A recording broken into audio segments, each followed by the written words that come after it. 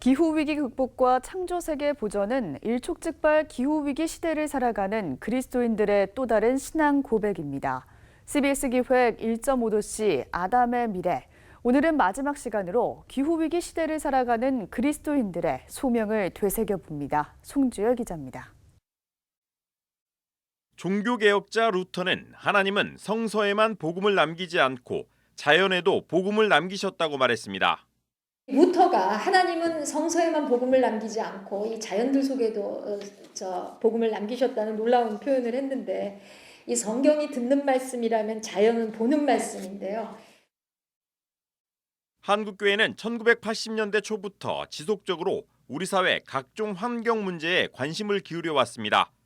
창조 세계를 보존해야 하는 그리스도인들의 사명 때문입니다. 탄소 중립을 위한 지구온도 상승 제한폭 1.5도씨라는 목표가 제시되면서 생태 선교는 시대적 사명이 됐습니다. 한국기독교교회협의회는 올해 초 이러한 신앙 고백을 바탕으로 기독교 기후위기 신학 포럼, 기독교 환경운동연대와 함께 한국교회 2050 탄소 중립을 위한 생태교회 매뉴얼을 출간했습니다. 내가 더 편안하게 살아가는 것이 중요한 것이 아니라 이 하나님의 집이라고 하는 창조세계 전체 속에서 살아가는 모든 생명이 어떻게 평화롭게 또 정의롭게 살아갈 수 있는가를 이제 함께 고민하지 않으면 안 되는 그런 세계 속에서 살고 있다라는 거를 좀 그리스도인들이 함께 인식하고 이러한 일들에 더 많이 관심과 기도를 쏟아야 되지 않을까 생각이 듭니다. 생태교회 매뉴얼은 생태교회를 위한 예배, 교육, 선교 등 3가지 주제로 구성됐으며 기후위기 시대에 한국교회에 요청되는 교육과 생태적 선교의 실천 방향을 제시했습니다. 기독교 환경운동단체들은 기존 녹색교회 운동을 확대해 생활 속 생태 영성을 실천하는 환경선교사를 양성하고 있습니다. 지금 이 시대는 기후에 대해서, 환경에 대해서 관심을 가지지 않을 수 없을 것 같습니다. 그래서 이것을 교회에서 어떻게 좀 적용을 해볼까 고민하던 중에 자연동 조용동네 만들기 교연합에서 이 강좌를 개설했다는 소식을 듣고 기쁜 마음으로 참여하게 되었습니다.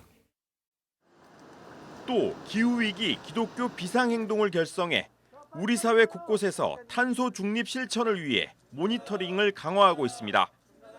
지역사회의 소외된 목소리를 대변하기도 합니다. 아름다운 땅, 그러나 지금은 고통 한가운데 있는 이 땅의 기후위기 기독교 행동에서 많은 목사님들 이렇게 이 자리에 오셔서 이 땅의 석탄화력이 중단되기를, 또 엊그제 시작이 또 된 핵발전소가 발을 못 붙이도록 이렇게 한 걸음에 달려오신 데 대해서 감사드립니다. 한국기독교장로회는 국내 교단 가운데 처음으로 총회 차원에서 기후위기 극복과 창조세계 보존을 위한 한국기독교장로회 탄소 중립선언을 채택했습니다. 생태 공동체 운동본부를 만들고 기장 기후포럼을 통해 농촌과 도시, 세대별 구체적인 목표와 실천 방안을 모색하고 있습니다.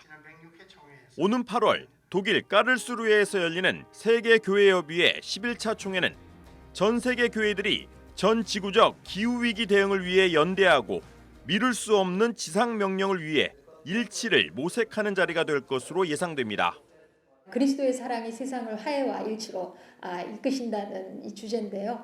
우리 기독교가 세상을 파멸로 몰고 가는 악의 세력에 저항하는 거룩한 사랑의 운동이다. 이제 그런 정의가 있는데 이 최악에는 최선으로 대응해야 된다고, 이런 전쟁, 미움, 증오, 탐욕, 이제 이런 세력과 대응하기 위해서는 정말 성경이 이야기하고 있는 이런 성령의 이런 에너지들과 사랑의 힘이 발휘돼야 될 시대라고 생각이 들고요.